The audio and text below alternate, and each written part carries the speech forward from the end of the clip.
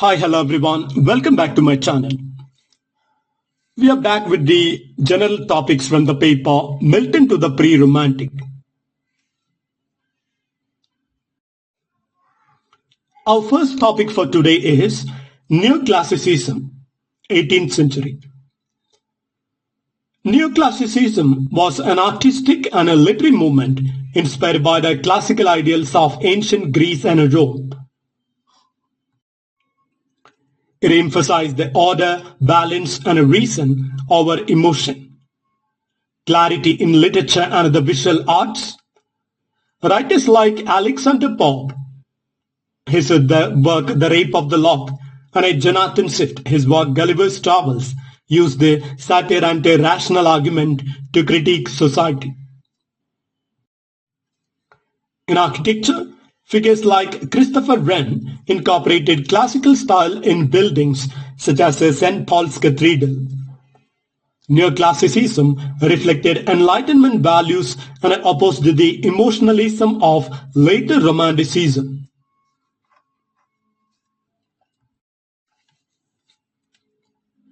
Our next topic is the French Revolution, 1789-1799.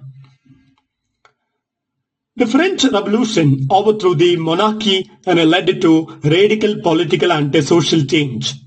Though it occurred in France, it had a profound impact on Britain. British radicals like Thomas Paine, whose work Rights of Man, supported revolutionary ideals of liberty and democracy. Conservatives like Edmund Burke warned of the dangers of revolution and defended tradition. The fear of revolution led to repressive laws in Britain, including limits on free speech.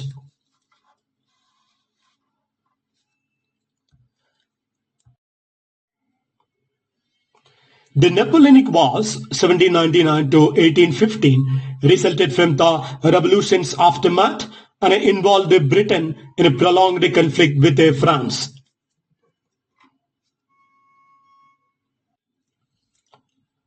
Our next topic is the Age of Sensibility, mid to late 18th century.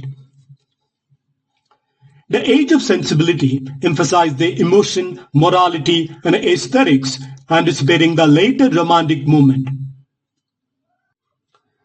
Writers like Samuel Richardson, whose work Pamela, and Lawrence Turney's Tristram Shandy explored deep human emotions.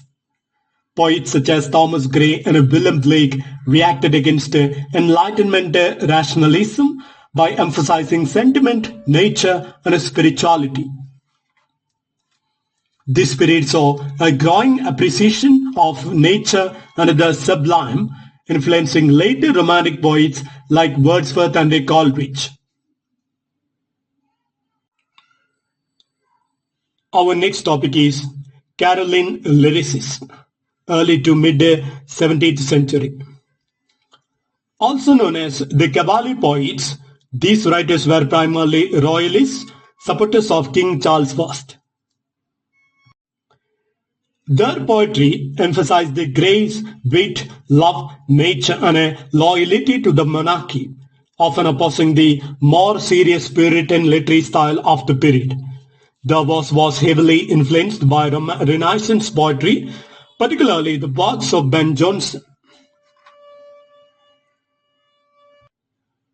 The key poets and works: Robert Herrick, 1591 to 1674, best known for his work Hesperides, 1648, a collection of lyrical and pastoral poems.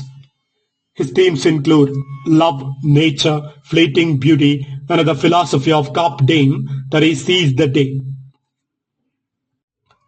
His famous poems include To the Virgins to Make Much of Time, Gather Ye Rosebuds While Ye May, and encourages young women to embrace life before youth fades. Then Upon Julia's Clothes, a sensuous poem celebrating the beauty of a woman's flowing silk gown. The next poet, Thomas Carew, 1595 to 1640, a court poet known for his refined, polished style and amorous themes. Themes include love, desire, and sensuality, often with intellectual wit. The famous poems of Thomas Carew include A Rapture, a passionate poem that expresses our lovers' fantasies, an elegy upon the death of Johnton, a tribute to metaphysical poet Johnton, mixing personal grief with poetic criticism. Next poet, Sir John Suckling, 1609 to 1642, a Cavalier poet and playwright known for his flirtatious, light-hearted verse. His famous poems include Voice of Pale and Fond Lover, a satirical take on unrequited love, suggesting that suffering for love is foolish. The next poet is Richard Lovelace, 1618 to 1657, a nobleman and soldier whose poetry reflects his loyalty to Charles I and the ideals of chivalry and honor. Richard Lovelace's famous poems include To Althea from Prison, Stone walls do not a prison make, nor iron bars a cage. Celebrates inner freedom even while imprisoned for his loyalty to the king. The next work, To Lucasta Going to the Wars, a poem where the poet bids farewell to his lover, stating that his honor to fight in a war is even stronger than his love. The next writer, the poet Abraham Cowley, 1618-1667, a transitional poet who combined a Cavalier lyricism with a metaphysical complexity. He wrote a love poetry, pinned records, and a political works. Abraham Cowley's main works include The Mistress, 1647, a collection of love poetry mixing passion with a classical influence. The next writer, John Milton, 1608 to 1674, epic poetry and a grand style.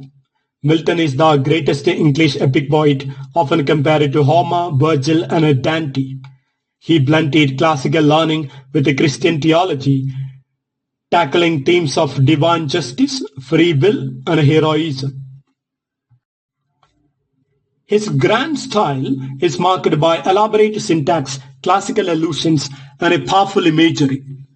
Milton's major works include Paradise Lost 1667, a 12-book epic poem in blank verse depicting the fall of Adam and Eve, Satan's rebellion, and God's justice. The next work, Paradise Regained 1671, a shorter epic focusing on Christ's temptation in the desert. The next work, Samson Agonistes 1671, a tragic poem inspired by Greek drama dealing with the fall and the redemption of Samson.